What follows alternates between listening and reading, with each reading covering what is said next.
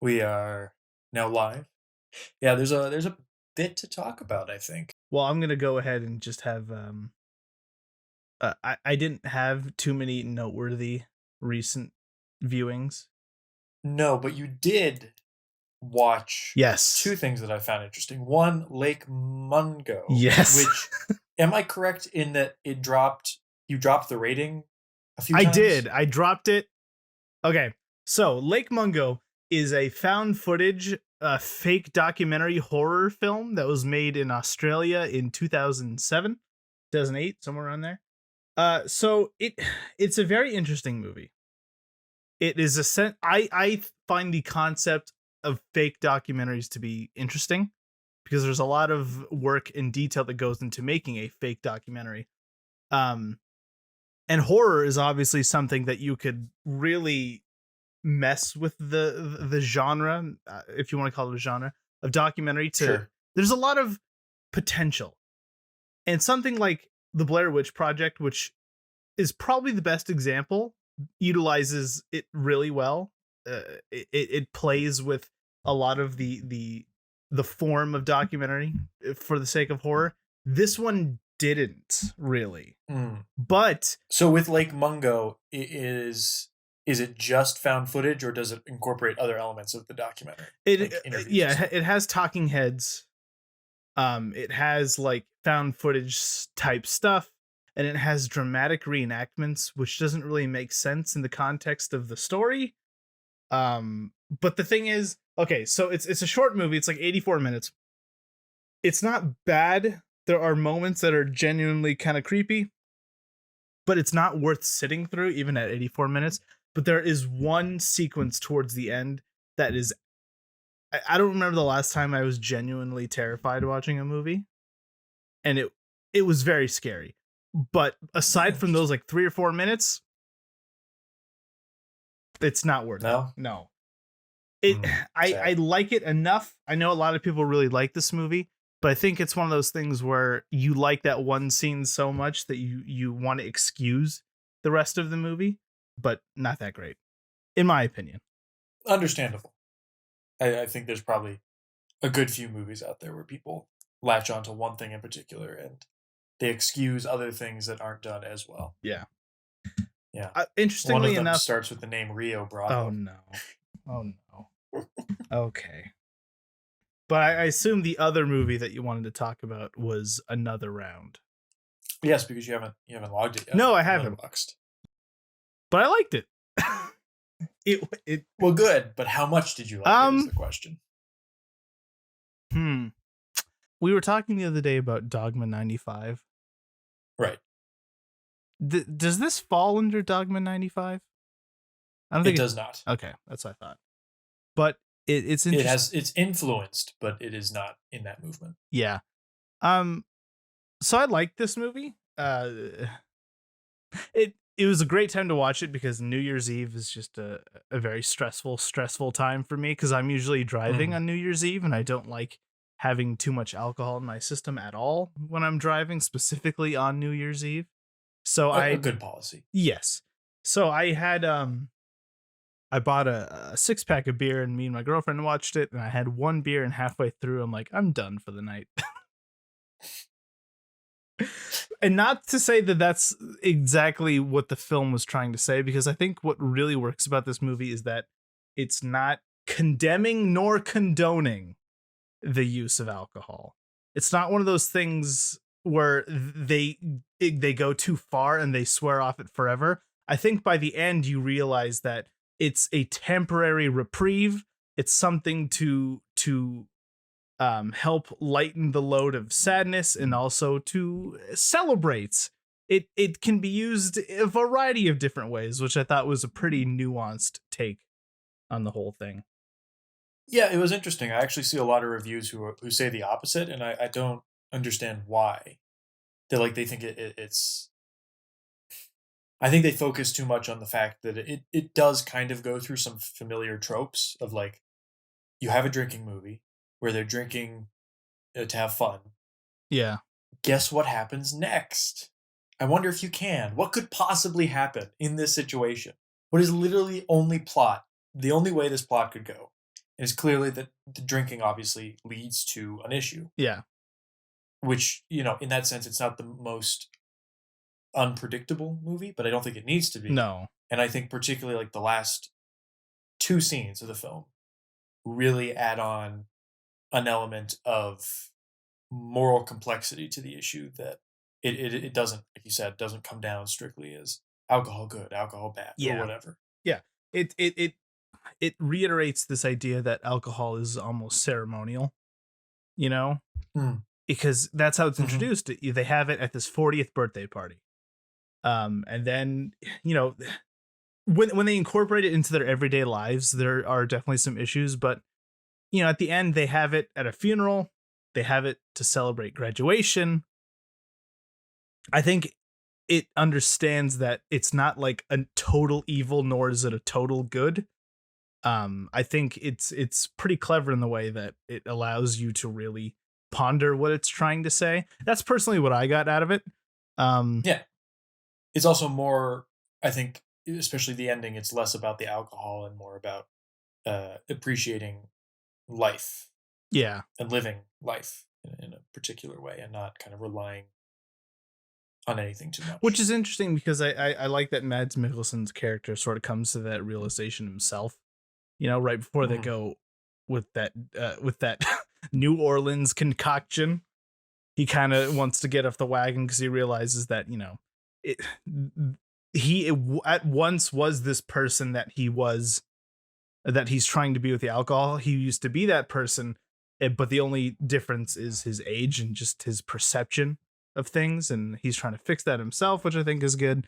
I think there's also, there's some not nuance not only in what it's trying to discuss, but the filmmaking itself. I think this sequence where you, spoiler alert, find out the most alcoholic of all the friends dies in a boating accident. I think that's a very nice little subtle visual way to explain a tragedy, not only in the actual setup of the death, but the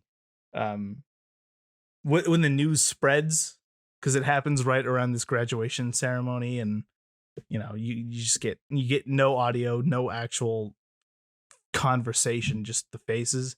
But my favorite part of the whole movie was the kid who just wanted to take a test. Was too nervous to take the Too test. nervous to take Poor a test. kid. Poor kid. Did he repeat a grade? Is that And then what his I was? teacher gives him vodka. Yeah.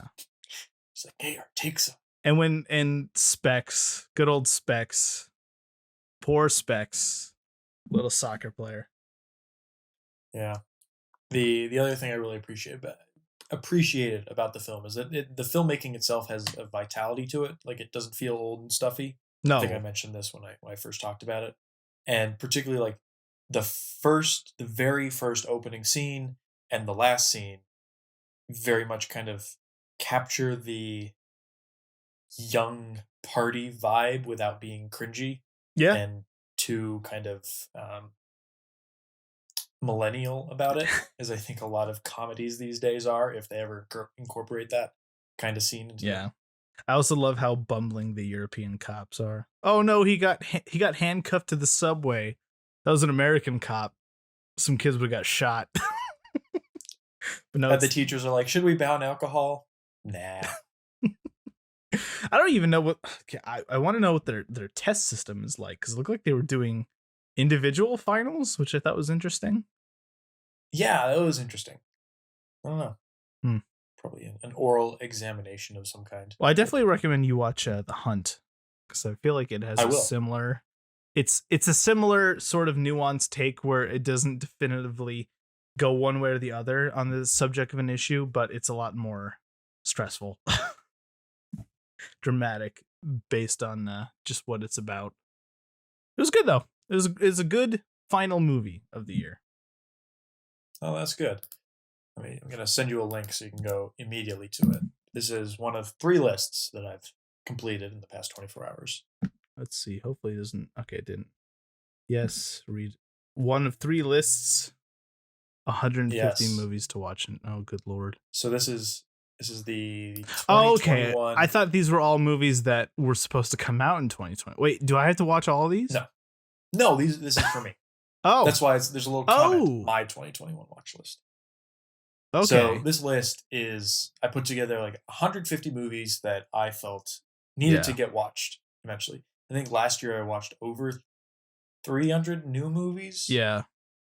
uh, probably more. So this is, I Oh. think, a very reasonable number, and this is Oh. all I have to watch. I don't necessarily need to watch more, Okay. but these are There's some good ones on here. movies that, whether or not their quality is good or not, are movies that have a Wow. reputation as being something that is important to watch. There's some interesting picks here. There's some picks here that I'm surprised you haven't seen. These are also what I ended up doing is I went with the like the IMDb top 250, the Letterboxd top 250, and just filtered out everything that I had seen. Uh-huh. So having seen all of these at the end of the year, 2021, this will complete like a lot of the big lists, like Yeah. the AFI list as well, the BFI Oh. uh 21st century list. So Okay. So I'm looking through all these. yeah. They're all good. A lot of movies I want to see myself. But I have to ask. Pokemon 2000? Wait, how did Why that get on there? is that on there? I guarantee you I was typing something else and then I clicked enter and then I just moved on and never noticed Nope, it. Look at it's that. on the first page between Afterlife and the third murder. No, I see it. It's on there now, so I guess I have to watch it. I Pokemon the also movie put Far From 2000. Heaven on there, and I've seen that, so I'm going to remove that. Jesus Christ. Free up a space. Free up another one. What were you trying to hit? I don't even know. I don't know. Something with P. Let's type P. POK? I don't know. Oh, I know what it is. For some reason, when you type Maburosi, Yeah. which is Hirokazu Koreeda's first film, Oh, okay. you type in MABOR, and the first thing that comes up is Pokemon the movie. And Weird. the second thing is Maburosi. So that is where that came from. Look, now you have to watch Pokemon 2000 the movie. I'll leave it on there. Important film. I might not get through it. It's interesting. I made a quarantine watch list back in July. I think I watched like 5 movies on there the entire rest of the Every year. time I try something like that, I never end up following through. So Yeah. I just But watch this is whatever more I feel of like. I have a whole year. These are like, if I see something that catches my eye, I might take a look at it. I'm probably going to get the Buñuel box set, so the Discreet Charm of the Bourgeoisie will get watched. Interesting that you haven't seen that one. Yeah. It still is a lot on of these Amazon are movies Prime, that but yeah, will get watched anyway in the course of this podcast as well. So I think I discussed pretty much everything. I have 2 that I want to share. One is The Trip, which I think is really, really funny. I hear a lot about that Michael Caine scene. That Michael Caine scene's hilarious, but it's essentially just a movie about 2 people on a road trip. And what I think it does really, really well is as you've noticed with me, you, and Nick and Nathan, over the course of hanging out with your friends for a few days, an inside joke can form, and over the next few days, it can be run into the ground. This movie captures that feeling really, really well. And it's part of it because it's improvisational. There's a thin story there, but it's mainly just scene to scene doing with 2 really funny British comedians doing improv. It's good. I enjoy it. It's like the Before trilogy of middle-aged British comedians. There's 4 of them. They're all on Hulu. And I also watched Tokyo Godfathers. Which I try to watch at least one Christmas movie every year, like a new one that I haven't seen. So this year I went Tokyo Godfathers, my first Satoshi Kon movie. But I did order Perfect Blue, and I'll be watching that soon. I really liked this until the very, very end, because it just kind of ends. Don't remember. Well, much. Spoiler alert. I remember the general plot. Spoiler alert, it's a comfy, cozy little movie about 3 homeless people in Japan that find a baby and try to return that baby to their owner. There's 3 homeless people. One is an ex-cyclist who lost his family and his money to gambling and alcoholism. Another is a transgendered woman who I guess worked at a drag club.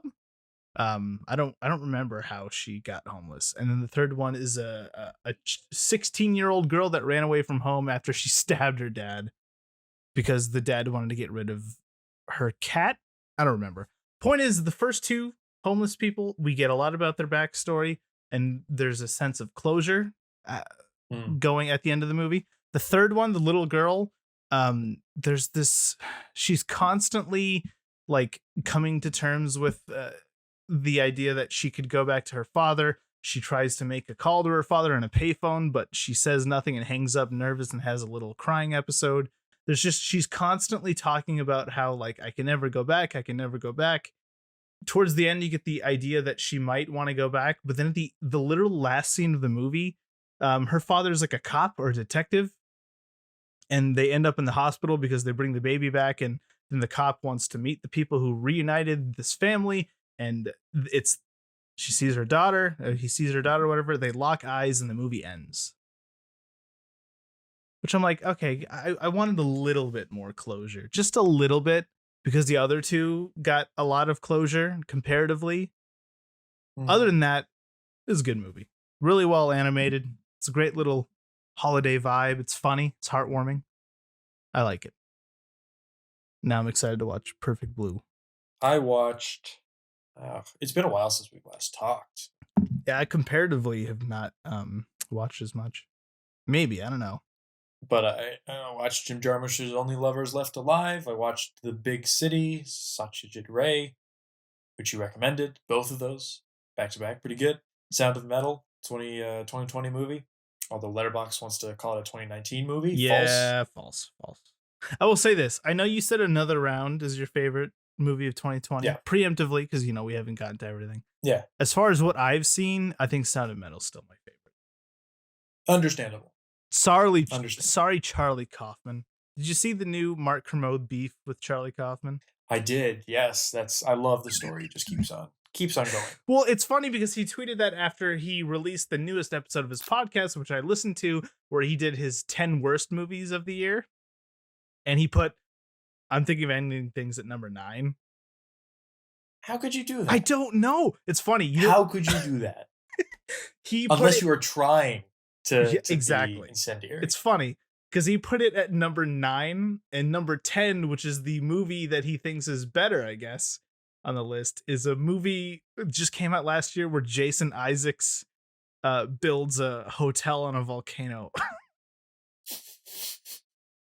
Never even heard of this movie.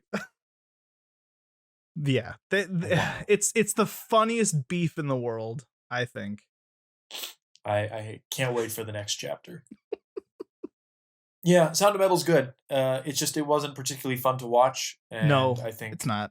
Overall, the filmmaking was more in line. The filmmaking in Another Round was more in line with what I like. Yeah. To watch. Yeah. But Sound of Metal was a very impressive movie, especially for 2020. And a directorial debut. Would you look at that? Oh my God, it's been like 2 weeks since I watched Rio Bravo and Ghost Dog. The 2 movies we're talking about today. I did not rewatch Ghost Dog for this, but I watched Ghost Dog a month and a half ago. So it's still pretty fresh in my mind. Good. So we're both not exactly like on our A no, game. I'm pretty good with Rio Bravo. It's only been like a week since Rio Bravo. Yes. It's been, let me check my watch, 2 hours since Rio Bravo. You watched it again? Jesus I did. Christ. Topsy Turvy. I watched that again. Yes. It's pretty great. I give it its 5 stars that it deserves. It does deserve that. One of the best movies I watched for the first time last year. So for all people who was wondering if Jacob is mad or if he's popular, he's popular. Nice. A little inside joke there. I still don't know what that means. I think they were speaking in code. Code? Yeah. That's just I rewatched Fargo. First Coen Brothers movie of 2020. Wow. The only one, too. So I needed to fix that. It was on Christmas Day. So that's a good one. The snow would have been. Yeah. There's more to Christmas than a little bit of money. Unrelated, did I ever tell you about the first time that Brennan got a Charlie horse? No. Have you gotten a Charlie horse before? No. Have you really not? Yeah, Oh, what? okay. Well, then maybe this story will make no sense. Well, a Charlie horse is when you pull a muscle in your leg. It's like your calf muscle. And it's something that happens when you're dehydrated. No, I have. Never mind. Yeah, and Yes. it just hurts really, really, really bad. Brennan had never done it before. I was like 21, 20, and we were in my college apartment watching Shaun of the Dead in my room. And he just like moved his leg incorrectly. He was like 17 or 18 at the time. He just moved his leg. And in the middle of Shaun of the Dead, he just starts screaming. I'm like, what is your problem? He's like, my leg, it hurts. It hurts. I'm like, what? And then I figured out that he was, it was a Charlie horse. And I told him, I'm like, I think you just had a Charlie horse. I think you just pulled your leg. And he's like, what do I do? I'm like, suck it up for like 30 seconds. It hurts, but it'll be over with. And I think since that day, drank a lot more water. It hurts. I didn't know that's what it was called. Yeah, actually. People call it that. Is that what you just sure did? They are. I just didn't know it. Just didn't know the term for it. Is that what you just did, or is it just a regular? Nope, that is exactly what I just did. Well, I would say drink more water, but you're currently drinking water as I take down another beer. Give me like 5 seconds, and I'll be back up and running again. I think that was the ghost of Howard Hawks. Punishing me. I'm sure. How dare you call him not based? Fanny and Alexander, favorite movie of all time. Rewatched it. I don't know. I need to rewatch 8.5. I might switch them. Wait, you didn't talk about Fargo. Oh, well, of course, Fargo was a great movie. Okay. That's all. Betcha. Hey, that's all I wanted to hear. What more is there to say about that movie? Well, that Fargo is short, it's nice, it's easy to watch. It's Fargo's marvelously paced. It's kind of funny. It's a perfect movie in my eyes. And it's one of those movies. It's one of those movies that every time I see it, it's so simple, but there's so much to appreciate about the dialogue and the editing and just the overall scene construction. One of my favorite Coen Brothers scenes is the scene where the wife gets kidnapped because she's just sitting alone knitting or whatever, watching daytime television. She sees Steve Buscemi very unceremoniously walk up to the screen door, look inside, do that little peering thing, and then she can't really process what's happening until he actually smashes the door in, and then what follows is just hilarious. But the scene that always cracks me up is it's a little throwaway scene. Well, not necessarily a throwaway scene, but just a scene where the one unnamed cop goes to question some guy shoveling snow. Mm-hmm. It's my favorite conversation in the whole movie. Yeah, it's great. It's great. But yes, Fanny and Alexander. I did not watch it this year like I said it would. I did not have the time because I wanted to watch the TV version. I fulfilled your promise to watch it. The TV version is good. This is honestly the first time I watched the TV version all the way through. And wait, what? I thought you preferred the TV version. The movie version. Oh, okay. Gotcha. This is the first time I watched the movie version all the way through. Yeah. And it just loses some important scenes. Interesting. That I really miss. Okay. Which ones? Like, it is well edited, but I think it just misses out too much from the other one. I want to watch the movie version, but the one part of the TV version that I don't want touched at all is the first episode with all the Christmas shenanigans. How much does that cut out? A bit. Okay. A bit. It's a bit from everywhere. Because that whole first episode, it's mostly just the Christmas shenanigans. That's what it is. Yeah. And that's just fun. It's Christmas. It's Christmas night. Yeah, it's fun. It starts with the nativity play, and then it ends with them. The episode ends with them going off to Christmas morning services after staying up all night, having sex, crying, talking about debt. It's fun. Those Swedes. Good movie. I watched The Ascent, which is a Soviet film, World War II movie. I've heard a lot of great things. It's on the Letterboxd top 250. Interesting. All I'll say is that it deserves to be there, and it was really good. It Oh, okay. is an interesting companion piece to come and see. They're both very different movies, but also very similar, and they go about achieving psychological distress in the audience in very different ways. Is it just as easy to watch? Yes. Just as much of a fun time? Yeah. Terribly fun. Terribly. I watched Brian De Palma's Dress to Kill, which was leaving the Criterion Channel. Interesting movie. I don't know whether it is offensive by today's standards or progressive. Might be a bit of both. It addresses some transgender issues very early, and it is a very interesting portrayal of that. And I don't exactly know what to think of it, but it was at the very least engaging. Have you seen Blowout? I have not. With John Travolta? Yeah. I have not. That is the only Brian De Palma movie I've seen, and that movie is a masterpiece. I recommend you bump Pokemon 2000 for Blowout. It's also got an amazing Criterion cover. One of my favorites. I'm going to write down Blowout instead of Pokemon. Okay, so the main character is John Travolta, right? Blowout has one of my favorite movie endings ever, and the whole time he's being pursued by scary hitman played by the fuck's his name? Hold on. Hey, hold on. I'm holding. Blowout is somewhat of a remake of Michelangelo Antonioni's Blow Up, which I have seen and is on the BFI list, so that might be a good pairing. Okay, interesting. We can do that. Yeah, so he's pursued by terrifying hitman from the underbelly of New York, played by John Lithgow. Terrifying hitman John Lithgow. Wow. Lord Farquaad himself. Star of Daddy's Home 2. One of the better Christmas movies of the last decade. I watched a second Howard Hawks movie, Rio Lobo, not Rio Bravo. Ah, yes, Rio the Lobo, sequel. which is a kind of a remake of Rio Bravo. Why? Not as good, but very, very educational to watch. Oh, weird. In terms, it is for free on YouTube.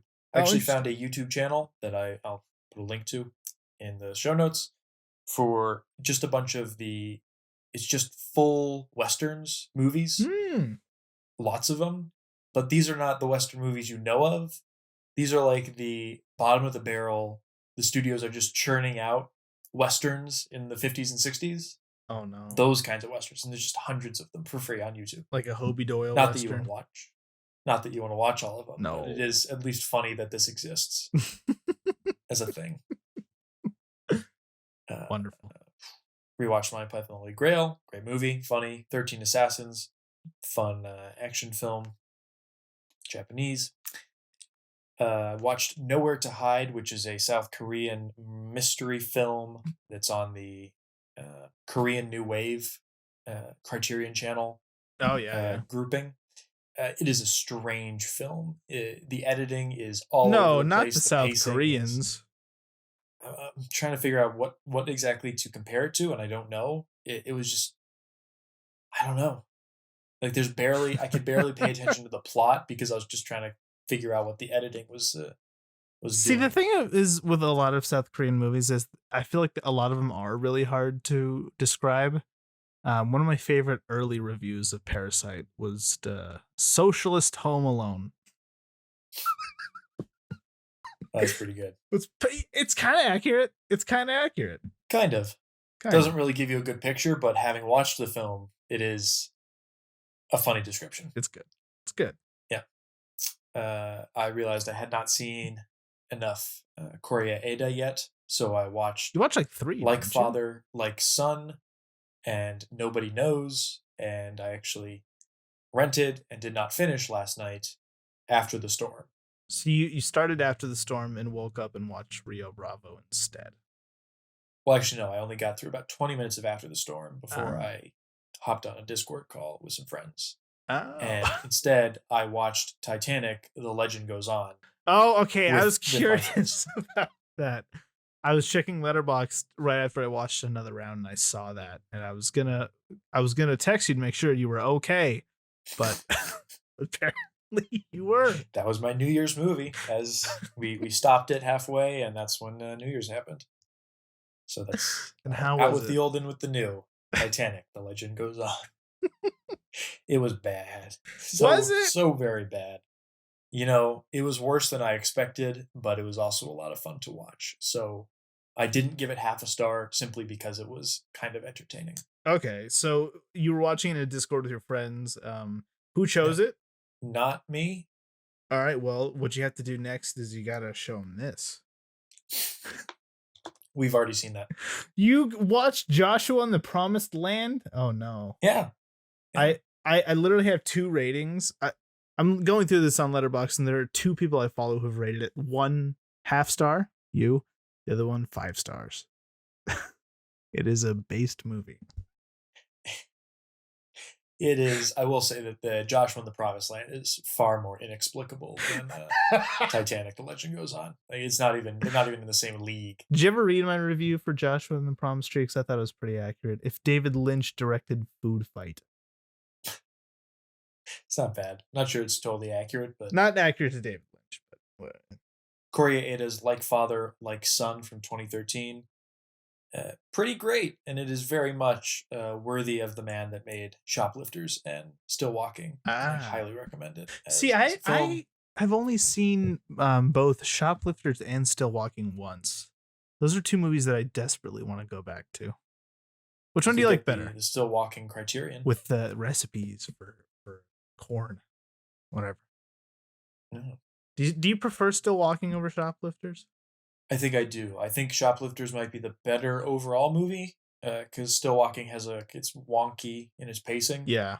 Well, Still Walking, it does really take its time. It does. Still Walking has Japanese Colonel Sanders, though. It does. It's just so nice, that film, Still Walking. It's great. Gorgeously shot for not much going on, and it just leaves you kind of with this warm, fuzzy, happy family feeling at the And end. a great food movie.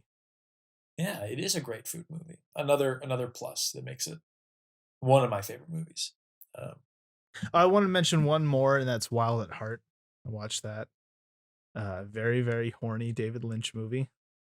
It's one of the most, like, even for David Lynch, it's kind of fucking insane. Like, he went from Blue Velvet to this, and it is just, it's so weird. Nicolas Cage is the least weird thing about this movie, which should tell you a lot. Wow, Yeah. That does tell me quite a bit. Willem Dafoe is in it with the most disgusting teeth ever. His name is Bobby Peru, which I think is a great name. Laura Dern has unfortunate genetics because she always looks like she's a lot older. She's like 20 in this movie, but overall, I recommend it highly. Okay. So there you go. I also watched Billy Madison, but we don't need to talk about Billy Madison. No, we don't. Ghost Dog. Ghost Dog. Way of the Samurai. That was, I decided to make Jacob watch it because I wanted to trick Jacob into thinking that Jim Jarmusch is entertaining. This is Ghost Dog. It's a good one. Recently came out, new Criterion Blu-ray. It's got wonderful special features. I feel like Jarmusch's Criterions are usually pretty good with that. It has no real connection to the other movie. Maybe it does. I don't know. But I just wanted to watch it because it's great. It's my favorite Jim Jarmusch movie. But I feel like you've seen a few of Jarmusch's movies now. I feel like Ghost Dog is kind of an anomaly. It most certainly is. in terms of plot. There's a plot. It's kind of paced well. Things happen. Things do happen, and that is more than you can say for most of his other movies. It's funny because you went from like Patterson to Only Lovers Left Alive, and then to Ghost Dog. But another reason that I wanted to talk about it is because it's very, very similar to a movie that I know we both like that we've discussed on this podcast, La Samurai. The first movie. movie. Yeah. First movie, second episode. Yep. So Les Samurai, movie by Jean-Pierre Melville. And also there are a bunch of references to Branded to Kill. Yes, that too. Yeah. But it's interesting that it is one of those movies that is so very influenced and taking its cues from another movie, Yeah. like Samurai, and yet Ghost Dog is very much its own thing. Yeah. So much so, but still. So with Le Samurai, the whole thing with that film is that it's the the color blue and the feeling of blue Yeah. or gray of like rain and being alone and being kind of like the lone wolf assassin, but in a French way. It's very kind of, it's got a nice French rich vibe to it. Mm-hmm. It's clean cut, very cool aesthetic, all that, and it goes hard into that aesthetic and that mood and tone and feeling. And like that, Ghost Dog goes very hard into a very different tone, aesthetic, and feeling. Also rather blue and gray, but Very blue and gray. different. So Ghost Dog, yeah, it's my favorite Jarmusch. It's on my favorite movies of all time list because like I'm not gonna try and tell you that this movie's like a masterpiece. It's really, really good. I really, really like it. But it's one of those movies that it feels tailor made to my interests. Because I'm a huge fan of the Wu-Tang Clan. And one of the main members of the Wu-Tang Clan who does a lot of the production of their music is RZA, who did the score for this movie, who briefly appears in this movie. And if there's, I love the Wu-Tang Clan, I love samurai movies, I love hitman movies, and I love mob movies, and this is all of them. It's such a bizarre mixture of so many different genres, but I think it all works really well. It is like a lot of Jarmusch movies. I think the big draw of it is that it's so kind of multicultural. Obviously here, because it's, he's taking his cues from a French film and from Japanese culture and from a Japanese film, and so there's a bunch of kind of obvious ones. But in all of Jarmusch's filmography, he often bases his films around some kind of novel or literary element. Yeah. And talks a lot about authors. And then he references like pop culture stuff.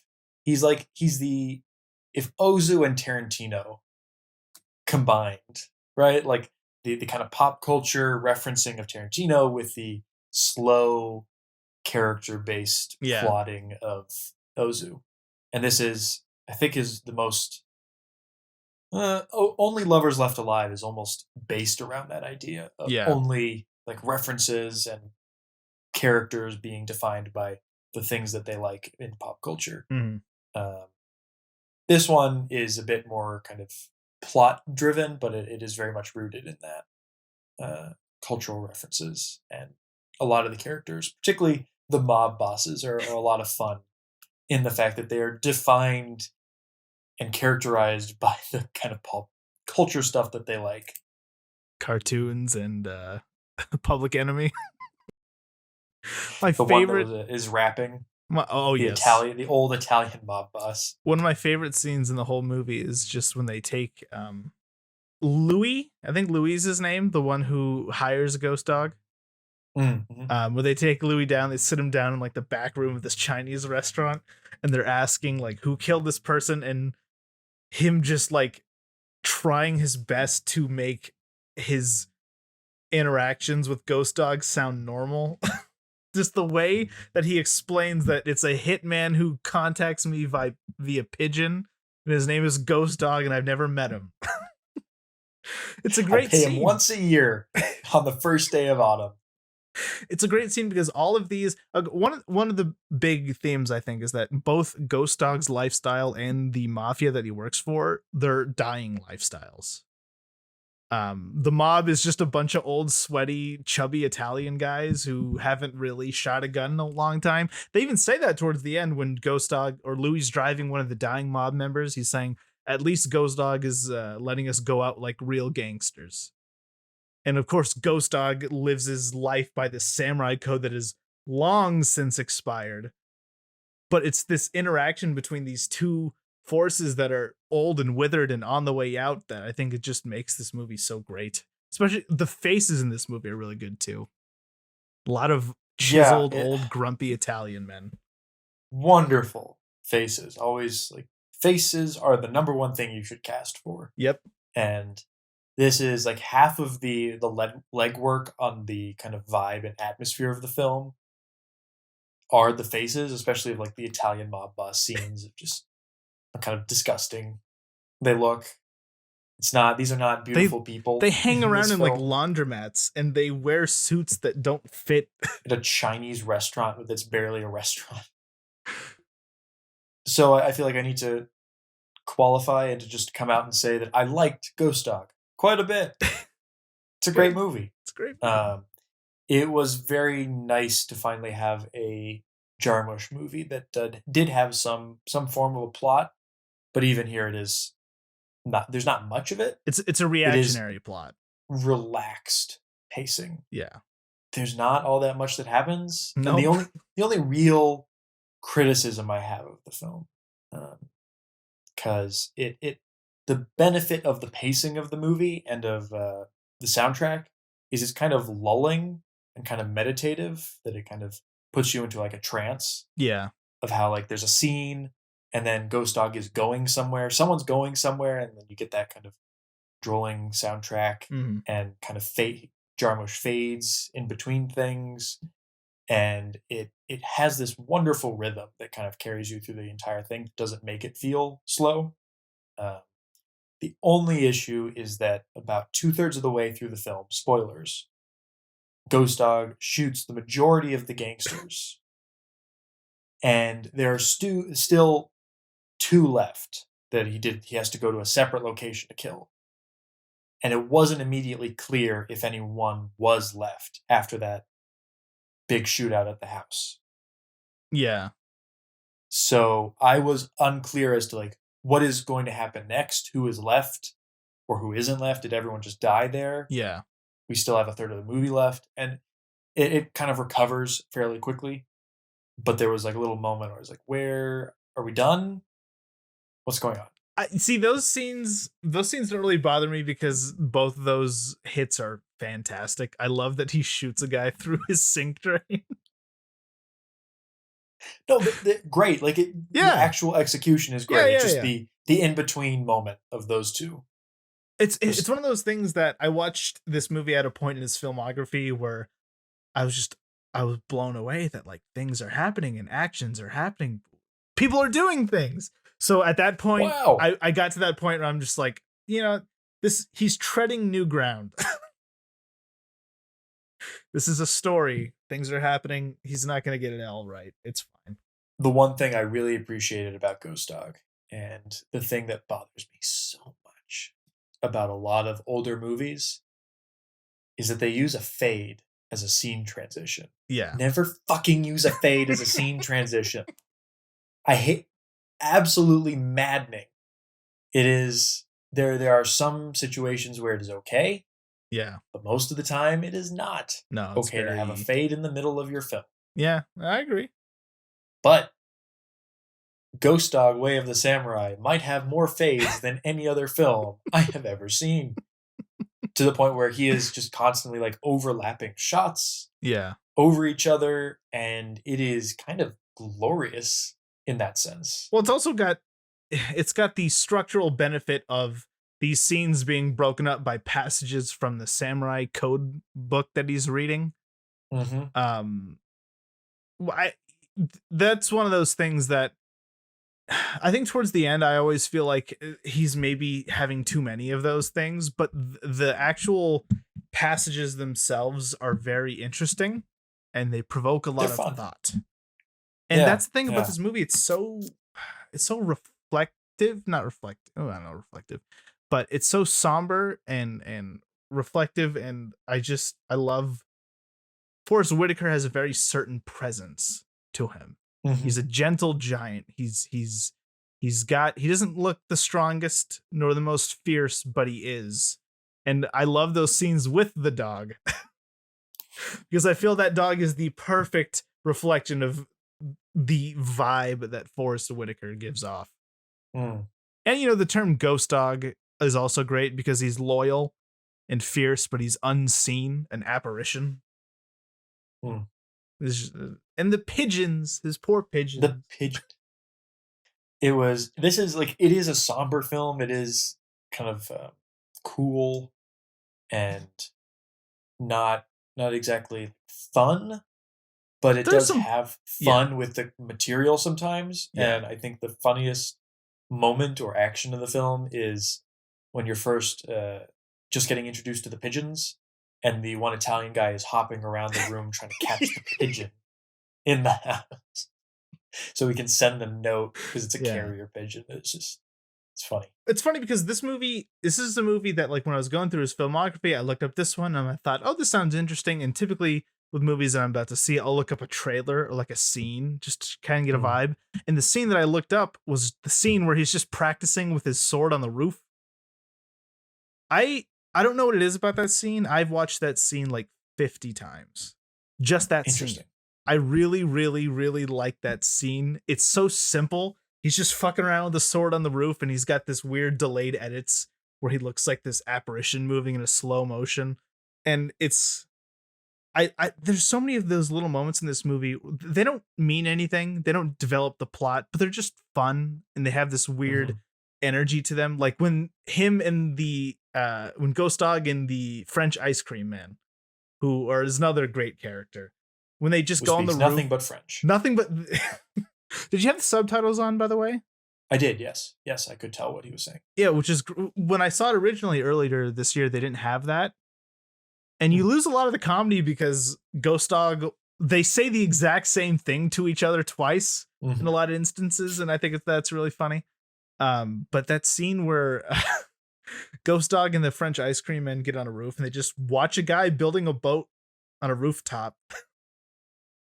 He's not gonna be able to get it down. He's just there are three kinds of moments or scenes in this film. There are like the hitman scenes, where Ghost Dog is doing hitman stuff. There's these kind of meditative interlude scenes where he's driving, or where it's the fading in the background and all that. And then the rest of the film is kind of a hangout movie. Yeah. Where he's hanging out with the little girl he meets in the park, sharing books, where he's hanging out with the French guy, and they aren't communicating, but they are. They are. Playing chess. The mobsters are hanging out with each other. It's really, like, the dialogue in this is really great. And the characters are all so strong and kind of unique. Really unique. Like, I don't think I've seen any like grouping of characters like this that are so kind of like, each one you can pick out and be like, that's it's the faces. I can remember. It's all the faces. Yeah, faces, and then they're all like the kind of precocious little girl who likes her books and carries them around, and the easy to remember, the French, the Haitian guy who only speaks French, the Bob bosses, which we've already talked about, and then and then Ghost Dog just passes people in the street who are all interesting. Also important to note, I will get his name because I always forget his name. There's a scene where the Italian hitmen go up to a roof thinking that they're looking for Ghost Dog, and they find Gary Farmer, who is the giant Native American actor from Dead Man. He's just chilling with a pigeon. I was listening to some of the special features, and apparently that character, they don't give him a name, but that character is nobody from Dead Man. Oh my god. Jarmusch just said, yeah. Well, Jarmusch just said that he was writing, when he was during the writing process, he had a lunch date or whatever with Gary Farmer, the guy who played him. And he just thought, man, I really like that character, and I wish he got a better goodbye than he did in Dead Man. So I'm just going to make it so he was reincarnated and shows up in one scene of Ghost Dog. That's marvelous. It's great. Great. He just wanted an excuse to hang out with Gary Farmer. Big fat Italian guy who shoots the poor man who's just on the roof at the wrong time. Also, another nice little detail, which I put in when I watched it a month ago. I know that you liked it, but it's an interesting little detail. They bring up the story of Rashomon a lot, the book mainly. They don't talk about the movie, which of course Rashomon is a famous story about one particular altercation that takes place in the woods, and it's the point of view of 4 different people. You never really understand what happens in the movie.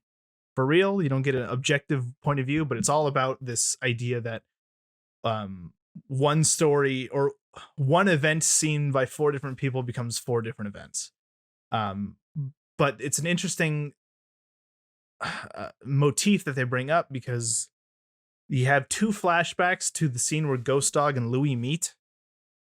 First, we see through Ghost Dog's perspective what happens is Ghost Dog is being mugged, and Louie comes up and shoots the muggers. And then we get that same flashback from Louie's perspective later in the movie, where Louie comes up to Ghost Dog, sees what's happening. The muggers pull a gun on Louie, and Louie shoots the muggers out of defense. So Ghost Dog, his memory of it, and it's filmed 2 different ways. Ghost Dog sees it as Louie was proactively protecting him, and Louie sees it as he was reactively protecting himself. Which I think it's not, because those sequences are so quick with a lot of quick cuts that it's not something that you can necessarily see on the first viewing. But I didn't really notice that. Yeah, it's interesting. It's just a little detail. Yeah, it's very interesting. Yeah, but yeah, I like this movie a lot. It's my favorite Jarmusch. It's a lot of fun. I don't know what my favorite Jarmusch is. It's probably a 3-way tie. Patterson, Only Lovers Left Alive, and Ghost Dog. That was mine until I saw Mystery Train. I think you should see that because it's great. I will. Yeah, Ghost. More Jarmusch. I feel guilty putting Ghost Dog at the top because it's his most plot driven and it's his most entertaining, but it's just so But good. Hey, do you like it for the plot, or do you like it for like the characters and how I love it for everything. Everything about it is there you go. The score is great, the counts. look is great. It's a great, well-written movie. Yes.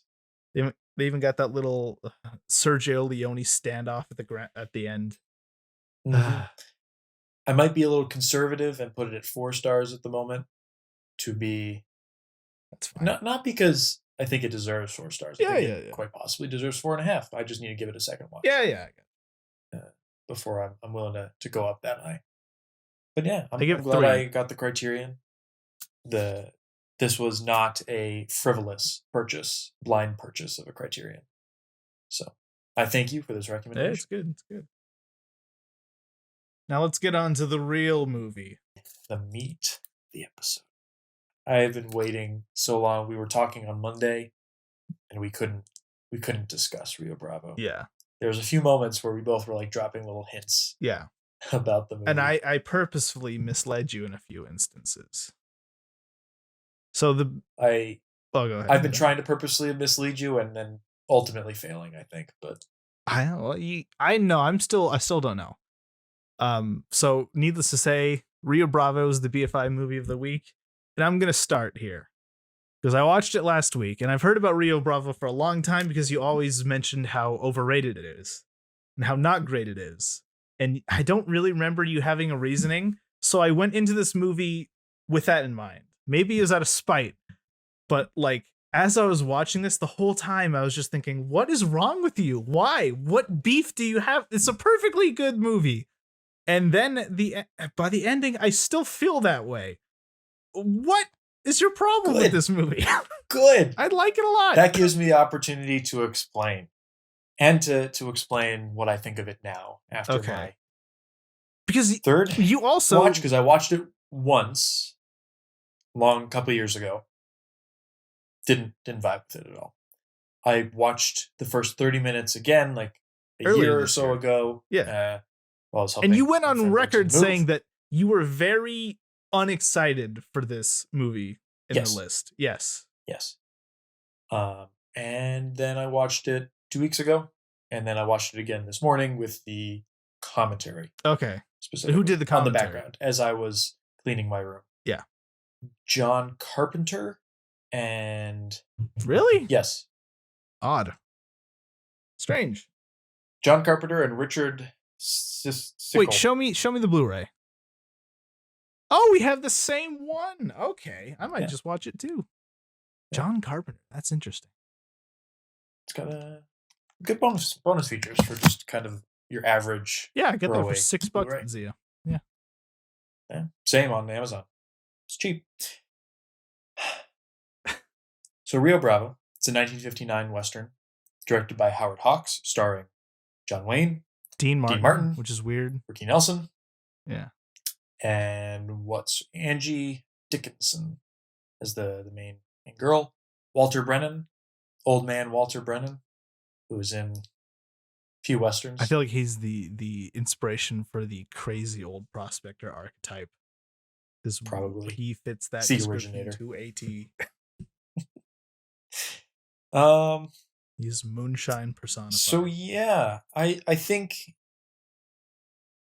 I have very complicated thoughts on this film. Which again, I have and no idea. it is important to understand the backstory of this movie and where I was coming from when I first watched it. So in 1952, Fred Zimmerman, when Jacob was born, director Fred Zimmerman, screenplay Carl Foreman. They made a movie called High Noon with Gary Cooper and Grace Kelly. Yes. And it is a Western and is largely seen as a condemnation of the Red Scare and the McCarthy trials. As every good movie in the 50s was. Yes. Howard Hawks and John Wayne saw High Noon, thought it was definitively un-American, and decided to make Rio Bravo. So Rio Bravo is a direct response to High Noon as a film. Okay, quick question. Should be put together. Yes. Yes. How do you feel about High Noon? I have not seen High Noon in a long time. I remember quite liking it, and I think it is a very good Western. Okay, because I can't get more specific. I feel like maybe we had a similar introduction to Rio Bravo because I watched this knowing that. And I don't like High Noon either, but it's not because it's un-American, it's because it's boring. So I went into this expecting like a Shatner-esque boomer fight, but instead of being on Twitter, he made a movie about it. And I was surprised because, I don't necessarily agree that High Noon is un-American. I would also condemn the McCarthyism that was happening but Rio Bravo is the better movie because it's not boring. So I'm going to take a very interesting approach, which is the opposite approach. High Noon is a film that has pacing to it and has oomph. And whether or not Chandler sees that is completely irrelevant to the fact that it is a film that has a strict timeline.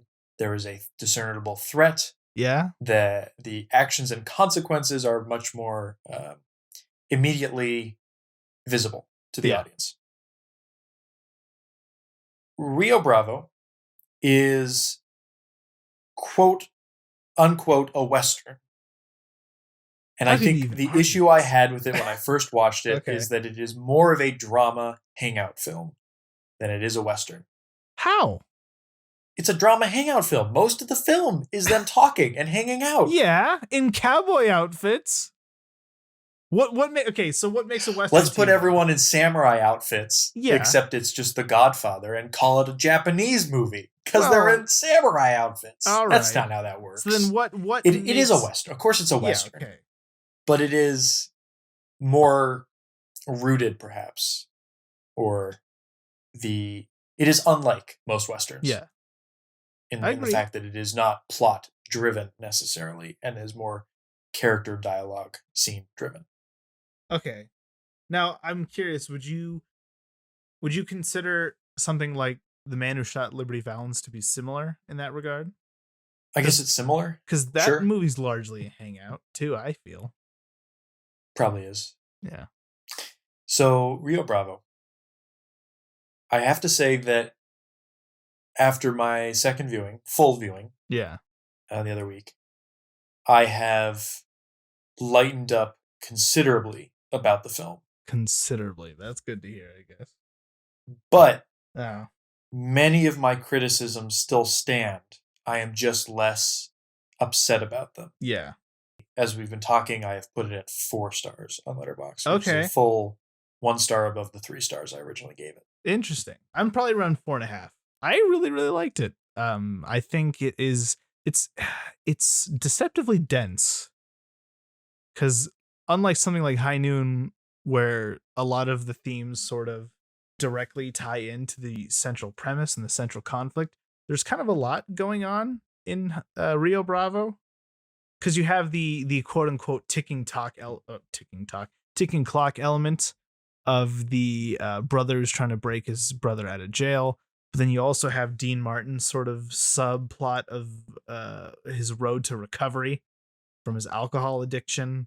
Then you have John Wayne's subplot with the gambling woman and everything about her. But I never felt that any one of these subplots were necessarily robbing the other elements of their weight and importance. I thought it was really well paced in how it jumped back between these characters. And John Wayne here showing a surprising amount of, I don't want to say vulnerability, but I feel like a lot of John Wayne's movies, he's the big tough guy who knows how to do what you don't. But in this movie, he seems a little more relaxed, a little more comic, I guess. Surprisingly swayed by Dean Martin's performance. Yeah, it's a joke, sway. It's so interesting. Like, there's so much that I can't get on board with, and that I can at the same time.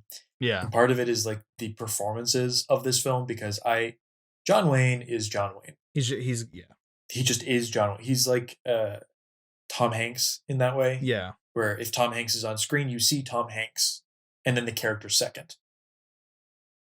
He's either John Wayne the cowboy or he's Genghis Khan. Then you want to keep him a cowboy.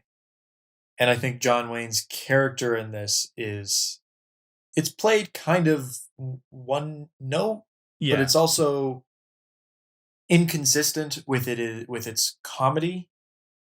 His character in particular. Yeah. How there are some scenes where he is kind of being light and playful as a person, and there's other scenes where he's taking it very seriously, and there isn't necessarily a reason in the plot for driving those things. Yeah. Dean Martin, I think he gives a pretty good performance. I think so too. For being Dean Martin. Yeah. But it is hard for me to think of him as anything other than Dean Martin, the singer. Yeah. It is hard for me personally to get past that. Yeah.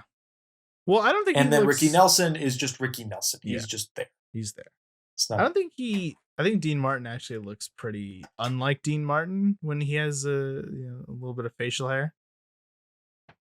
But it's when he shaves that you're like, oh, okay, that's definitely Dean Martin. Which is funny because that's also when Ricky Nelson tries to shoot him. It's not that drastic of a difference on paper, but for me, it made all the difference. Also, there's the other cowboy, the young kid, who initially does not get involved, but then he does get involved. You are slightly confused. That is Ricky Nelson. Oh, I thought Ricky Nelson was Walter Brennan is the old guy. That's Walter Brennan, who has no teeth. Yeah, no, he has none. 0 teeth. And then Angie Dickinson. Yeah. Who plays the leading girl. She's great. Oh, yeah, she's fantastic. This most recent viewing, when I was watching the commentary, I was really paying attention to that, I think. She's great. It's probably the best performance of the film, if you're asking me. And then Dean Martin, his performance gets a little better every time I watch it. It's not distracting. Less distracting. Like most musicians who try to act. I think he does pretty well, especially in his more weaker moments.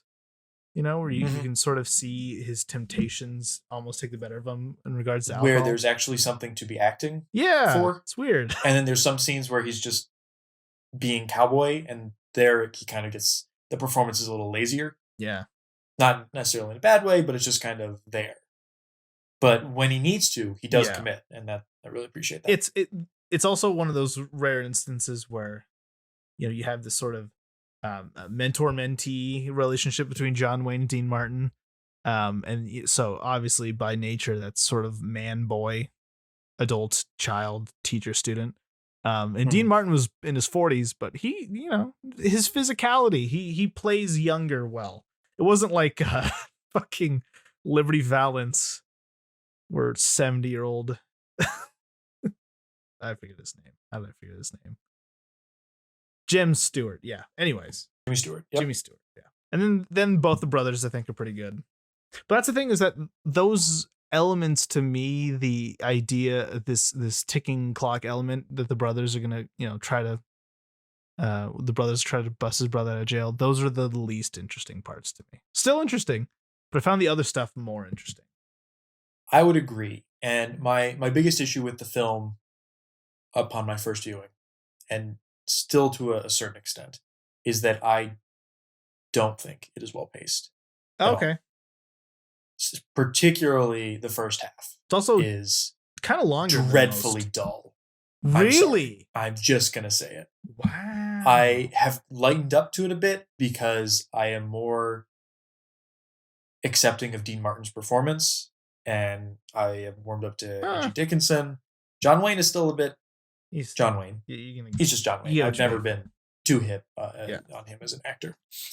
It's around the middle of the film when the movie remembers that you can have scenes with characters in them that are also engaging, and there is a sense of there's a threat, there's a goal, and it's only until about halfway through the film that actually starts. Like the plot of the film starts to inform the filmmaking and the decisions in the scenes. For the first half of the film, it is a lot of backstory, it's a lot of talking. There is most certainly some overlap in dialogue scenes that 2 5-minute dialogue scenes could have been wrapped up into one in a more engaging kind of way. And so yeah, I think a lot of that stuff is fun, especially. Okay, now here's one I want to ask you. Yeah. The opening scene to this, it's very odd. It is beyond odd, and I think that is also why it didn't work for me so much on the first time. Yeah. And this still is a criticism I have of the film. I don't like how it portrays Dean Martin's alcoholism. Just in that scene, or the entire thing? Like the entire thing, sort of. Is it because beer doesn't count as alcohol? No, it's like the very first scene of the film. Yeah. Is he has a drinking problem, and then he decides to stop drinking. And then it's not really much of a problem until the film wants it to be again. Yeah, okay. Like, the biggest issue I have still with Howard Hawks and with Rio Bravo and with John Wayne is that I fundamentally disagree with their politics, their agreement with McCarthyism, which, if you're asking me, is the un-American thing completely. And the fact that this film is a political response to High Noon. Yeah. Howard Hawks and John Wayne, this kind of old-fashioned American idealism is kind of pervading this film in the background. Okay. And I do not like the ideals that it stands for. I will admit completely that this is one of those movies that has a theme and uses character to explore that theme. Does it well. Yeah. It is technically a good film. I just don't like what it is trying to say. And part of that is reflected in Dean Martin's alcoholism, where it's just like, just stop drinking. That's all you have to do. Just regain your honor. That's it. Howard Hawks and John Wayne are very much like, go get him. Just do it. And if you can't do it, get out of my way. And that's not how that works. Yeah. It's very simplistic. It's too easy. Like the Dean Martin's arc, it goes back to it, but I think it's a superficial kind of decisions here and there. Well, okay, just to backtrack a little bit to the opening scene. I think it's one of those things where the opening scene feels very French to me. Does it? Because it's very ambiguous. It's very visual heavy. I don't know. This also kind of goes with your political informing of this movie, but I surrender to the boomer politics of every Western. I just assume every Western made before Macabre and Miss Miller is just some out of touch old white guy trying to relive a past he never lived. I get on board with it. I don't agree with it. So I think that's why it doesn't necessarily bother me to that extent, even if I don't necessarily agree with it. But the beginning, it feels so French because you're just thrown right in. I couldn't even tell it was Dean Martin when I first saw it. I guess I just went into this first scene expecting the typical American Western that treated me like I was stupid and explained everything. but they just, it's one of those things that in retrospect I appreciate, but I was so taken aback by its complexity for the Western genre that I didn't know was happening. Something like, Dean Martin coming in, wanting a drink, somebody giving him drinking money in a spittoon. I think that's kind of funny. And I think something like that, I could see something like that kickstarting a desire to stop drinking. Because it's demeaning. Yes. And it starts a fight, and I agree with that. I think that's a good way. But also, the film implies that this has happened before. So what makes this time different? Because there's an altercation, I guess? I don't know. This moment is like the inciting incident, or like the end of Act 1 of another film. Yeah. Of where character is drunk, kind of down on his luck, and then because of an incident decides to stop drinking. Yeah. That seems like it needed to be like a little more before that, or more of a reason to stop drinking. That like more impactful, forceful reason. I do find it funny that beer doesn't count as alcohol. Where he's done drinking alcohol, but he's gonna have a few beers. Which is fine because they make a point saying that it's not the same thing. It doesn't get rid of his shakes or his withdrawal, whatever. He's obviously addicted to the hard stuff. It's fine. I just find it funny. But no, I don't know. I do agree that the alcoholism thing feels contrived in a way. But again, weirdly enough, Dean Martin kind of sells it for me. That's why I am more on kind of going back and forth, is because I do sympathize more with the argument that it is just kind of fun hanging out with these characters. And it was, and that's what I'm more on board with. I just do think that sometimes the plot is contrived. Sometimes a lot of it could have been more succinct. And Howard Hawks has a very kind of blunt way of filming in this movie. And it almost looks like a TV Western and not like an actual film. You know what's funny is the only time where that thought came to my mind was the climactic shootout. And we are speaking about this movie in terms of the BFI Sight and Sound best movies of all time. You need to have good cinematography and really excellent blocking in order to be on that list. And he does. Like, there are some shots in this that are really great. I think the blocking is pretty good. My issue is mainly actually with the lighting and the fact that it's shot in old Tucson, which one is a Tucsonan. Howard Hawks, on no less than 3 occasions, filmed a movie in the Tucson area and called it Texas. Fuck off, Howard Hawks. Film in Texas if you want Texas. No. Call it Arizona. It's arguably a nitpick, but I'm sorry, Texas it annoys me so much. You see saguaros. It's flat and it's humid and okay. Yeah, no, I get that. It is a nitpick. That is most certainly like a me. Like I can't get over that in any way. Like I see old Tucson. I've been there. I've been to that set. I know what it looks like, and he insists on calling it Texas, which is so weird. He uses it again in Rio Lobo. What does that change? What does it being in Texas have anything to do with anything? Because that's the independent state. It's the most American state. He did it also for Red River. They shot in southern Arizona for Red River, and it's true. It's true. Yeah, I'm less concerned with it about that because there's no saguaros. Everybody knows that saguaros don't grow in Texas. Come on, plants 101 of the Southwest. But that's the thing, is that's how all Westerns feel to me. But it feels like it's filmed. I see something like Stagecoach or Rio Bravo or The Man Who Shot Liberty Valance, and in the far corners of my mind, I'm just thinking Bounty Law with J.K. Hill. Now, here's an interesting thing. I'm about to say something that is probably sacrilegious, but I'm going to stand by it. This film, I took the movie. I made a file of it. I brought it into Premiere, and I made it black and white. And suddenly, the lighting is no longer an issue. It looks so much better as a Western in black and white. Okay. Like 100%. I'm not joking. I think this movie would be better if it was black and white. And most of my issues with the lighting comes in like the indoor scenes, like in the saloon. They're like it's flat lighting. The color is weird and wonky. The sets are sets, like you can tell, but the lighting doesn't help. And good lighting can help make a very kind of normal set look cinematic. Yeah. It doesn't look cinematic. And Howard Hawks' kind of blunt way of filming doesn't help that. I just find it fucking hilarious that you were sitting there watching Rio Bravo and thinking, I can fix this. And you bring it in to your digital surgery table and you make it black and white, and now it's fixed.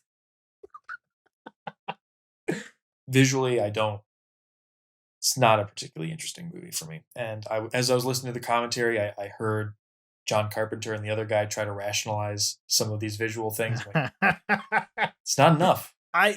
Not enough. Okay, there's not enough visual storytelling. My only counter argument to black and white: Angie Dickinson is too pretty to not be in color. That's my only argument. I cannot disagree with you there. But okay, backtracking just slightly again, because you bring up this point. I'm not saying it's a criticism that you see it as a criticism of it being like a hangout movie and a Western movie. No, I don't think. No, that's what I'm saying. You bring it up that sometimes that it's not necessarily a Western, more of a hangout. But can we just say that the best scene in the movie is the most hangout scene in the movie? It's just Dean Martin singing about my rifle, my pony, and me. I could watch that scene on repeat for a while. It's the definition of cool. And the shittiest part about that scene is Ricky Nelson fucks it up, because this song is not nearly as good.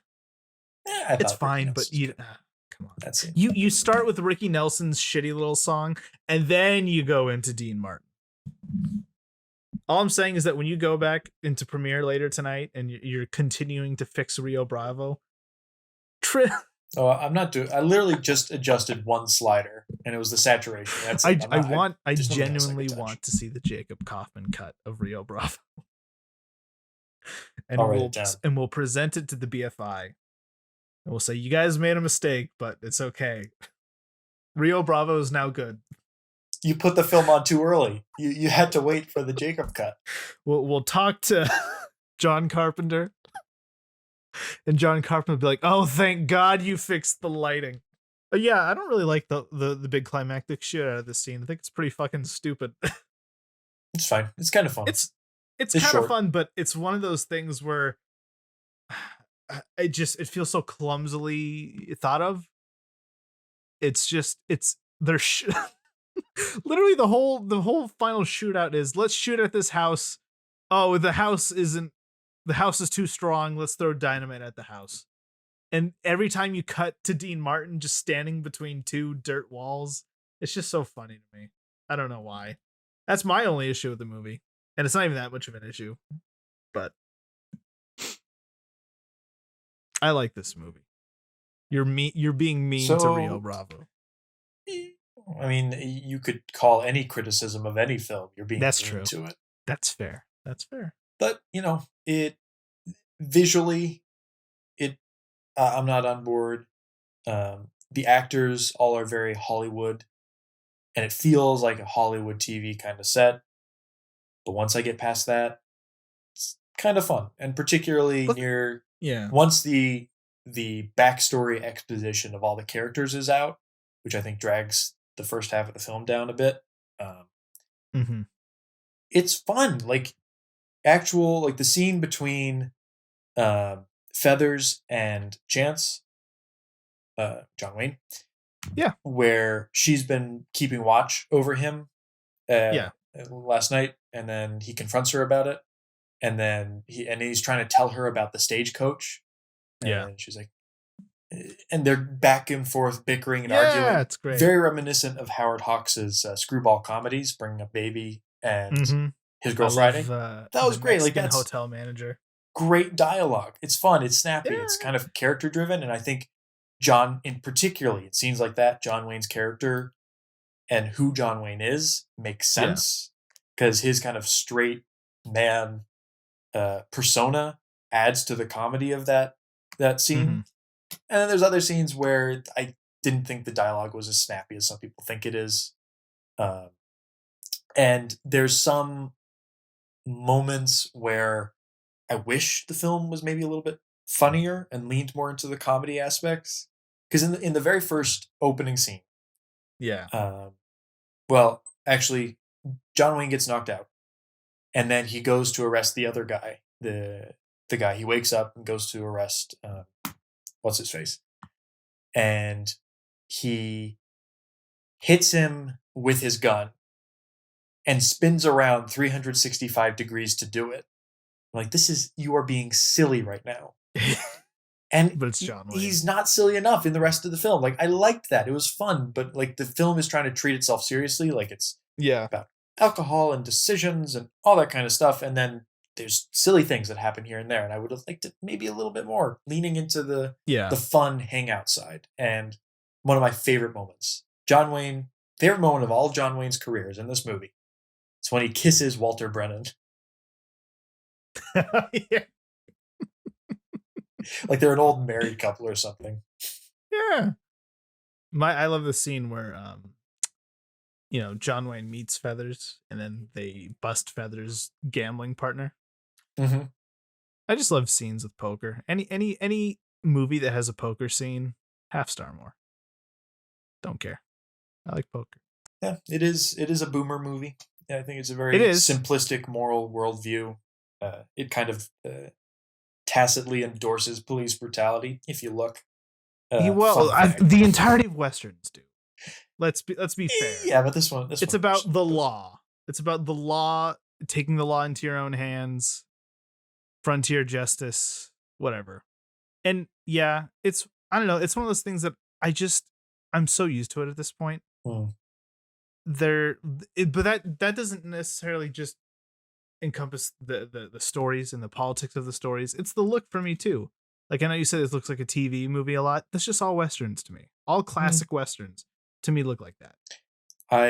My counterpoint, I think was one of the best shot classic westerns. Mm-hmm. Red River, by the way.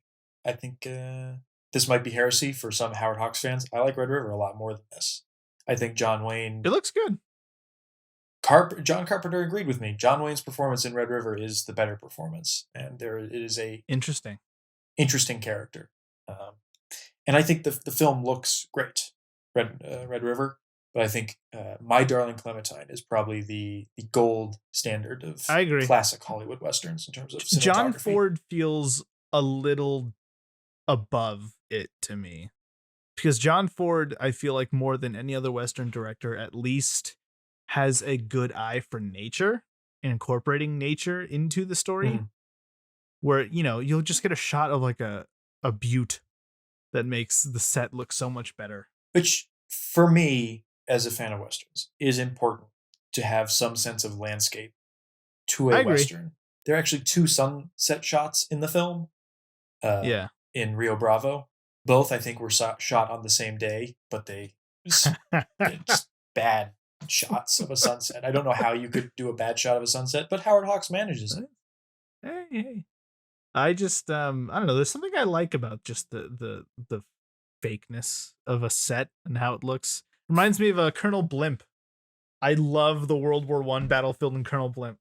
And that, like, I say this as a criticism, but only in, like, not that I didn't like it. Again, like, these are criticisms coming from a point of, like, I would have liked more from this film, more effort in terms of a Western. And I think, for me, spoilers, that's why I don't think it should be on the top 100 BFI Sight and Sound film. Like, I think it is fun. I liked it a lot more this time around. I actually like Rio Bravo now. I can say that 100%. I still have some major reservations about it. Some, like the political leanings, that's more of a me thing, probably. Yeah. But, cinematography, some of its settiness just needed more. I'm going to say yes, it does. Split take. Put it on. Split take. Put it on. I can't think of a Western that we've watched for this show that I like more than this one. We haven't watched any Westerns. Is this really the first one? I think so. Interesting. We have another one also, up. okay. I feel like this movie also similar to like Casablanca. I think a lot of this idea that they should try harder. It feels like it was a studio job retroactively lifted above the rest. Like Casablanca. No one on the set of Casablanca was like, "Oh, we're making Casablanca." It's just like, "Oh, let's get through this. Then we have 30 more movies to make by Thursday." Well, I mean, it's one of those things I feel like most people who have made really great movies don't feel as they're making them that they're like, "This is amazing." But to me, this Unless just feels like Wells making Citizen Kane. Yeah, well, yes. Boy genius. To me, this just feels like they were doing what they felt was right. They didn't think about it. They did what was practical, and it was a flash in the pan. Howard Hawks made a lot of movies, didn't he? Oh yeah. Well, stuff like this, I take that into account. Yeah. But yes, put it on the BFI. Fuck it. I like it. I like it a lot. To ultimately sum up my opinion, one critic said of the film, very watchable for those who have time to spare. I agree with. I will say I like this more than His Girl Friday. I thought you would. Yes. That's about it.